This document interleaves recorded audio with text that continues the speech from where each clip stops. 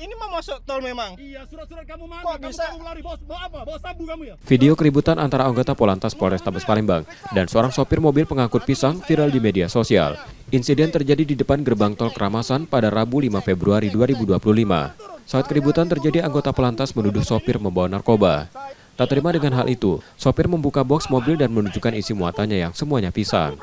Tidak hanya itu, akibat keributan itu anak sopir menangis dan ketakutan. Aibda Syarif Hidayat, anggota Polantas Polrestabes Palembang yang terlibat keributan tersebut, membantah menuduh sopir membawa narkoba. Ia menerangkan hanya mencurigai sopir karena tidak kooperatif dan menghindar saat akan dilakukan pemeriksaan kelengkapan surat kendaraan karena awalnya sopir melakukan pelanggaran tidak memakai sabuk pengaman dan memakai nomor polisi palsu. Dia tidak terlihat dari luar apa isi sebenarnya dalam box tersebut. Kalau dia bak terbuka, kemudian pendek, saya bisa tahu bahwa isinya pisang atau apa, gitu. Sempat memeriksa juga, Pak? Sudah, iya, sudah saya buka, saya periksa, saya buka dan periksa.